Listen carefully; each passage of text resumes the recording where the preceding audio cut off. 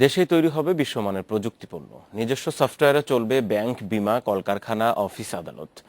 Google, Facebook সহ আন্তর্জাতিক প্রতিষ্ঠানের সাথে কাজের সুযোগ পাবে দেশি উদ্যোক্তারা।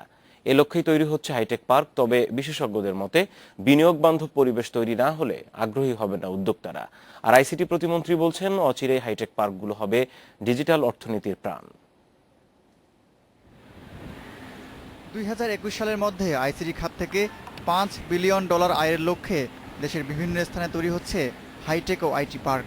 এসব পার্কে থাকবে সফটওয়্যার, হার্ডওয়্যার, আউটসোর্সিং, বায়োটেকনোলজি সহ গবেষণা প্রতিষ্ঠান। পরিকল্পনা অনুযায়ী 16টি হাইটেক পার্কের 4টির অবকাঠামো নির্মাণ কাজ চলছে। এর মধ্যে পুরোদমে কাজ চলছে 350 একরের বঙ্গবন্ধু হাইটেক সিটির।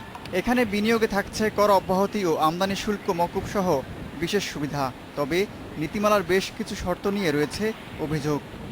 বলা আছে আমি রপ্তানি করলে এটার মধ্যে সুযোগ সুবিধাটা পাবো, দেশের বাজারে বিক্রি করলে পাবো না।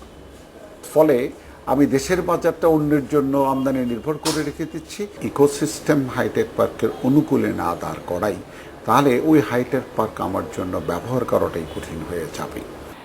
হাইটেক পার্ক তৈরির পাশাপাশি দক্ষ মানব সম্পদ তৈরির ওপর গুরুত্ব দিচ্ছেন বিশেষজ্ঞরা। টেকনোলজির ক্ষেত্রে আমাদের কিন্তু দেখতে হবে যে নিউ টেকনোলজি কী আসতেছে, সেটা আমি কতটুকু অ্যাডাপ্ট করতে পারতেছি, আমি কতটুকু স্কিলস ডেভেলপ করতে পারতেছি, that will be my achievement. এবং আমি এটা দিয়েই আমি ফরেন কারেন্সি আর্ন করবো আর কি।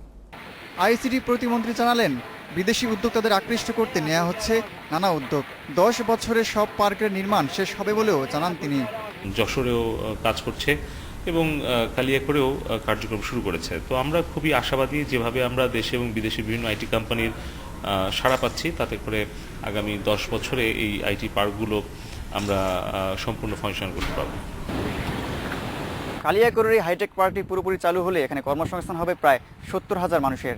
এখানে উৎপাদিত হার্ডওয়্যার ও সফটওয়্যার রপ্তানি করে আয় হবে বৈদেশিক মুদ্রা। তবে এসব হাইটেক পার্কের অবকাঠামো দ্রুত নির্মাণ করার তাগিদ দিচ্ছেন উদ্যোক্তারা। Abdullah Mamun, Independent News, Bangabandhu hi tech city, Kaliakair, Gazipur.